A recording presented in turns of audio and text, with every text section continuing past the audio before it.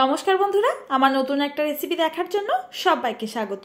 আজকে তৈরি করব ইঁচড়ের দুর্দান্ত একটি রেসিপি, যেটা আপনারা সমস্ত কিছু একসাথে মেখে ঝটপট তৈরি করে নিতে পারবেন আর খেতে হবে একেবারে ভিন্ন স্বাদের। তো চলুন বন্ধুরা, দেখে নেওয়া যাক আজকের আমার এই ইঁচড়ের রেসিপি। আপনারাও ঝটপট বাড়িতে এই রেসিপি কিভাবে তৈরি করবেন সম্পূর্ণ রেসিপিটি দেখে নিন। প্রথমে এই রেসিপি তৈরি করার জন্য আমাদের লাগবে ইঁচড়। আর ইঁচড়টাকে দেখুন আমি কেটে জলে ভিজিয়ে রেখেছি। ইঁচড় যদি অনেকক্ষণ আগে কেটে জলে ভিজিয়ে রাখা হয় কখনোই কিন্তু কালো হয়ে যায় না।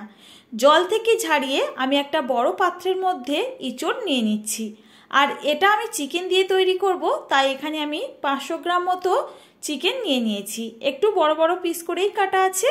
আর দেখুন তার মধ্যে আমি দিয়ে দিচ্ছি একটা বড় সাইজের পেঁয়াজ কুচি, দুটো মিডিয়াম সাইজের টমেটো কুচি, কয়েকটা চেরা কাঁচা লঙ্কা, আর দিয়ে দিচ্ছি 1 চামচ মতো আদা রসুনের পেস্ট একসাথে। একই সাথে অ্যাড করে দিচ্ছি পরিমাণ মতো হলুদের গুঁড়ো, স্বাদ মতো লবণ আর 1 টেবিল স্পুন মতো সর্ষের তেল। রান্নাটা অবশ্যই করে সর্ষের তেলেই করার চেষ্টা করবেন, এতে স্বাদ কিন্তু খুবই ভালো হবে। দিয়ে দিচ্ছি পরিমাণ মতো এখানে কাশ্মীরি রেড চিলি পাউডার, শুধুমাত্র কালারের জন্য 2 টেবিল স্পুন মতো টক দই। একসাথে দিয়ে খুব ভালো করে কিন্তু ইঁচড় চিকেন মেখে নিতে হবে। যতটা ভালো করে মাখা হবে ততই কিন্তু খেতে ভালো হবে এই রেসিপি। বন্ধুরা, আপনাদের তো মনে করাতেই ভুলে গেছি, আজকের রেসিপিটি যদি ভালো লাগে অবশ্যই একটা লাইক করবেন আর কমেন্ট করে রেসিপির মতামত জানাতে কিন্তু একদমই ভুলবেন না। আর বাড়িতে এই রেসিপি একবার অবশ্যই ট্রাই করে দেখবেন। আশা করছি আপনাদের কাছে এই রেসিপিটিও ভালো লাগবে। তো দেখুন বন্ধুরা, সমস্ত ইঁচড় চিকেন আর মশলা খুব ভালো করে কিন্তু আমি মেখে নিয়েছি। এখন এটাকে আমাদের কিছুক্ষণের জন্য রেস্টে রেখে দিতে হবে। মিনিমাম 20 মিনিট মতো রাখতেই হবে। এটাকে আমরা কিছুক্ষণ রেস্টে রেখে অন্য কাজগুলো রেসিপির জন্য সেরে নেব। গ্যাস ওভেনে কড়াই বসিয়ে দিয়েছি আর দিয়ে দিচ্ছি 2 টেবিল স্পুন মতো সর্ষের তেল। সম্পূর্ণ রেসিপি আমি সর্ষের তেলেই করব। দেখুন এই তেলের মধ্যে দিয়ে দিচ্ছি অল্প কিছুটা পরিমাণে লবণ আর একটুখানি হলুদের গুঁড়ো। আমি এখানে মাংসের মতো টুকরো করে কেটে নিয়েছিলাম আলু, সেই আলুগুলোকে দেখুন ভালো করে এখন ভেজে তুলে নেব। আলুগুলো অবশ্যই করে কিন্তু খুব ভালো করে ভেজে নেবেন, এতে করে আলুর স্বাদটা বেশ ভালো লাগে। দেখুন বন্ধুরা, আলু আমার ভেজে নেওয়া হয়ে গেছে। এখন তেল ঝরিয়ে এই আলু তুলে নিচ্ছি। আর এই তেলের মধ্যে রেসিপিটি করব, তাই আবারও 1/2 টেবিল স্পুন মতো তেল আমি এখানে অ্যাড করে দিচ্ছি। যেহেতু কম মশলায় রেসিপিটি করব, তাই একটুখানি তেলটা বেশি না হলে রেসিপি একদমই ভালো হবে না। এর মধ্যে ফোড়নে দিচ্ছি থেঁতো করে নেওয়া গোটা গরম মশলা। এই রেসিপিতে গরম মশলার ফ্লেভারটা ভীষণ ভালো লাগে। সামান্য একটুখানি ফোড়নে হিং দিয়ে দিলাম, আর যারা হিংটা পছন্দ করেন না স্কিপ করে দিতে পারেন। এখানে আমি বেশ কিছুটা পেঁয়াজ কুচি রেখে দিয়েছিলাম আগের থেকে, সেই পেঁয়াজ কুচি অ্যাড করে দিলাম। পেঁয়াজটাকে একটু হালকা করে আমরা ভেজে নেব, খুব বেশি লাল করার কোনো প্রয়োজন নেই। দেখুন এটাকে হালকা করে গোল্ডেন ফ্রাই করে নিলে আমাদের কিন্তু পেঁয়াজ রেডি হয়ে যাবে। আর এখানে আমার পেঁয়াজটা ভাজা হয়ে গেছে। দিয়ে দিচ্ছি 1 টেবিল স্পুন মতো আদা আর রসুনের পেস্ট, আর দিয়ে দিলাম একটা বড় সাইজের টমেটো কুচি ছোট করে কেটে রেখেছিলাম। দিয়ে মশলাটাকে আমরা কিছুক্ষণ কষিয়ে নেব। খুব বেশি টাইম নিয়ে ভাজতে হবে না, হালকা করে একটু ভাজা হয়ে গেলে মানে সুন্দর একটা গন্ধ ছেড়ে আসলে মশলার থেকে এখানে আমি হাতে মেখে রাখা ইঁচড় আর চিকেন সমস্তটাই দিয়ে দেবো। এর মধ্যে দেখুন কিছুক্ষণ রাখার জন্য একটু জল বেরিয়ে আসবে, জল সমেত কিন্তু এখানে আমরা দিয়ে দিলাম।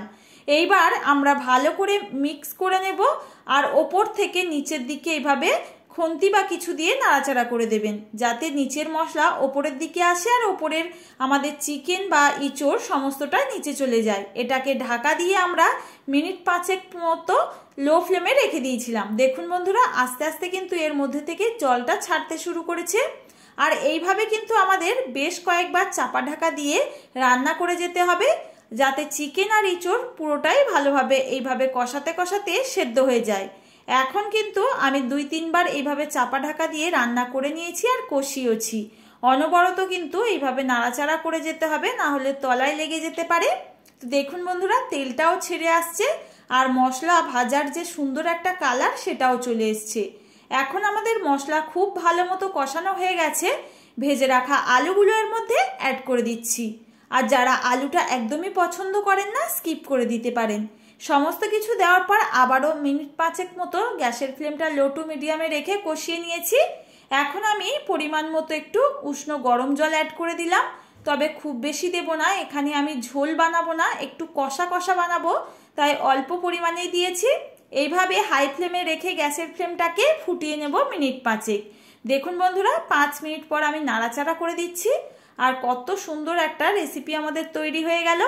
খেতে কিন্তু দুর্দান্ত হয়। অল্প কিছু চিকেন আর এঁচড় দিয়ে এইভাবে আপনারা তৈরি করে খেতে পারেন। আলু আমাদের পুরোপুরি সেদ্ধ হয়েছে কিনা চেক করে নিয়ে স্বাদ মতো একটু চিনি, একটু গরম মশলা গুঁড়ো আর একটু ঘি অ্যাড করে দিলাম। এখন সমস্ত কিছু ভালো করে মিশিয়ে নিতে হবে, আর 1 থেকে 1.5 মিনিট হাই ফ্লেমে আমরা রেসিপিটি রান্না করব। আর আমাদের রেসিপি পুরোপুরি তৈরি। খুব চটপট হয়ে যায় এই রেসিপি, খেতে হয় দুর্দান্ত। একেবারে লাইট করে কিন্তু আপনারা এই রেসিপি গরমের দিনের জন্য তৈরি করে নিতে পারেন। ভাত, রুটি, পরোটা যে কোনো কিছুর সঙ্গে পরিবেশন করুন, খেতে দুর্দান্ত হয়। এটাকে এখন স্ট্যান্ডিং টাইমে রেখে পরিবেশন করে দিচ্ছি। আজকের রেসিপি কেমন লাগলো আপনাদের কাছে জানাতে বন্ধুরা একদমই ভুলবেন না। আজ আসি, দেখা হবে আবারও এরকম নতুন কোনো রেসিপির সঙ্গে। ততক্ষণ সবাই ভালো থাকবেন, সুস্থ থাকবেন। ভিডিওটির সঙ্গে এতক্ষণ ধরে যে সমস্ত বন্ধুরা আছেন অসংখ্য ধন্যবাদ।